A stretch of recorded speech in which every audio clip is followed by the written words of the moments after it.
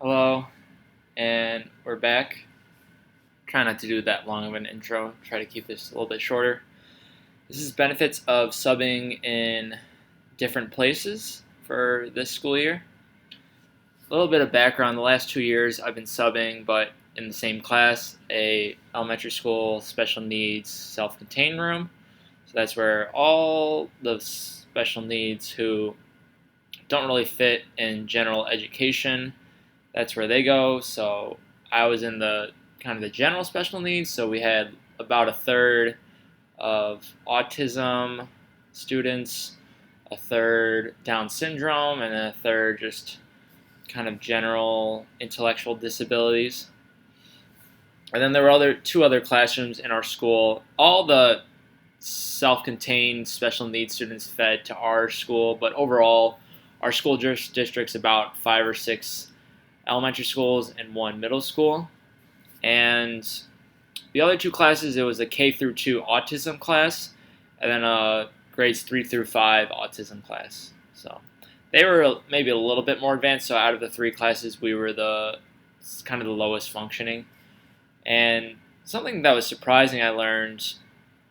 I took a special needs class in my grad school this past spring, and about 60% of special needs students spend most of their time in gen ed classes, because you think about the kids who have ADHD and maybe some sort of reading disabilities or things like that. They don't need as much intervention. Like, you always try to put them in the most independent class, and then there are steps towards putting someone in a self-contained classroom. So self-contained classroom, it was a lot of low-functioning students, and that doesn't really bother me. What bothers me was just more all the emotions the kids were experiencing. Just like, there was one girl who cried a lot. I know I said no intro, but I'm doing an intro.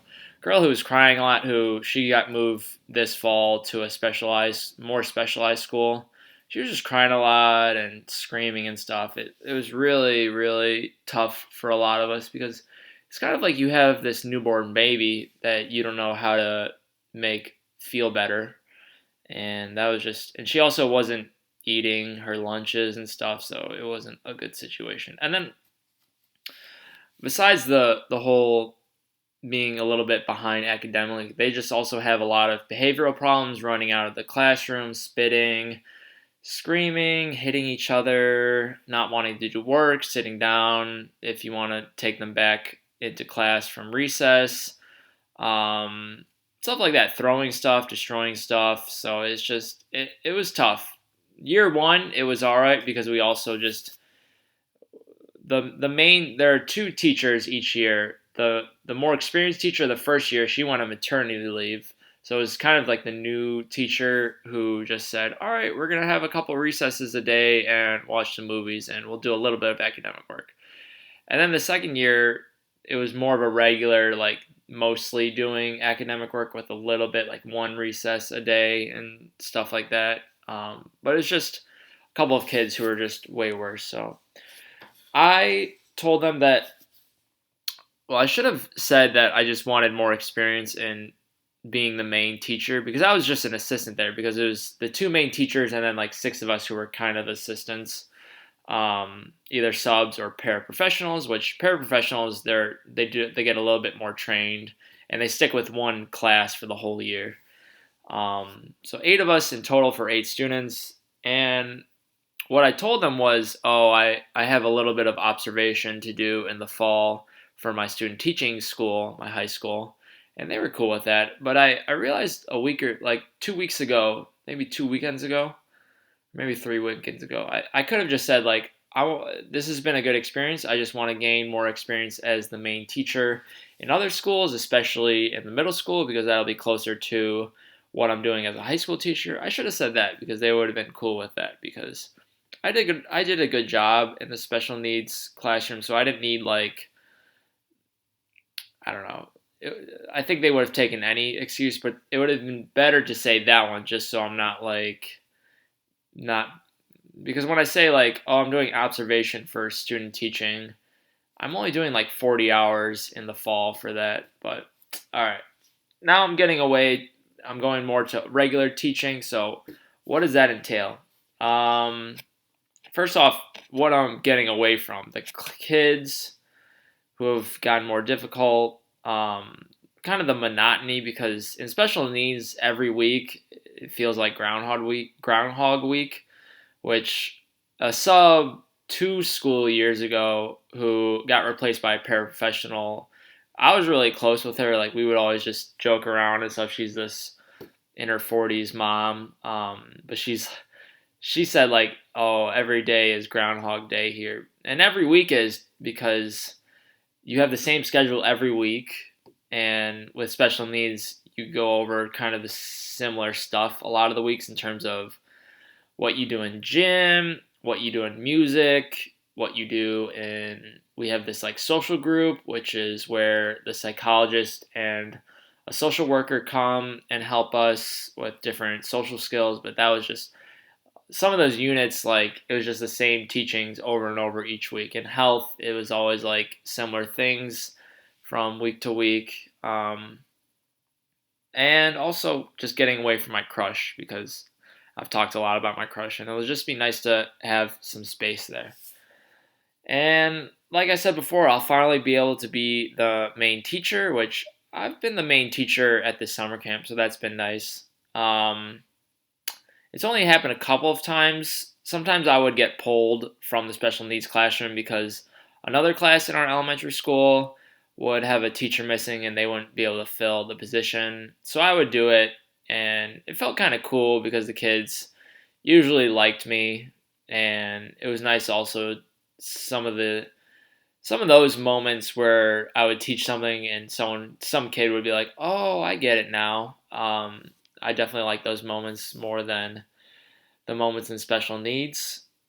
I'll gain experience using teachers' lesson plans, and also I have the freedom to make adjustments when I see fit. So gaining experience there. Classroom management with Gen Ed students, especially the middle schoolers, because that's a different kind of classroom management than the special needs ones. Um, and yeah, middle school overall just feels a little bit more like high school because I'm also just going to be teaching one subject, like I'll be teaching physics or bio in high school. And I remember early on, 2 falls ago, when I was still bouncing around a little until I found the special needs classroom that I taught like sixth grade math, and that was pretty fun. I mean, that has a little bit of monotony in itself that you just kind of teach the same thing class to class, but I've enjoyed it this summer camp because going from the first science rotation to the second one, and sometimes the third. One week we had 3 science rotations because it was a large class size. It's nice going from there because you learn from the first. So the first class is exciting because you're like, okay, let's see if this works out, and you're just getting the kinks out, and that's kind of exciting. And then the second one's exciting because it's like, okay, I know how to adjust. Let's see how these adjustments work with these kids. So I kind of like that. It'll be nice to meet new people, different schools, the secretaries, other teachers, other principals, just so. Because I've been in the same elementary school for the past 2 years, so it's like I know those people well.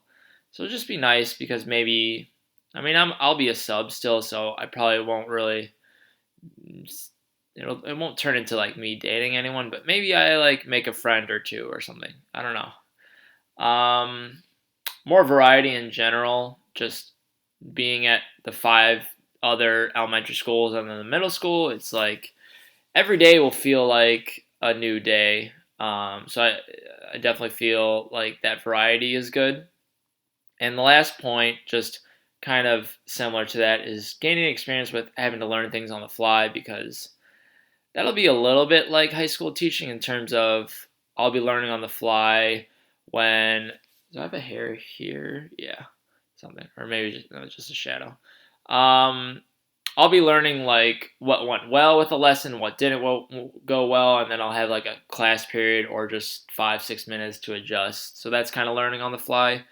And with this, it'll be learning on the fly because I'll be showing up 15 minutes before the class starts, look at the lesson plan, and then think, okay, what do I need to do this right, kind of thing. So, just because I do pretty well with like when I'm giving a lot of time to learn something. So I think getting that experience to, okay, I have to really kick it into gear right here and think about how I want to do this. I think that's a good attribute of a teacher. So it's getting closer to the 11-minute mark, 10:30 right now. So I think it's about 8 p.m. right now. No, like 8:20 p.m., 8:15 p.m. So I'll see you guys tomorrow. And tomorrow, let me just look that up because I have everything in my Google Calendar now. And I actually thought I was doing Friday's video today.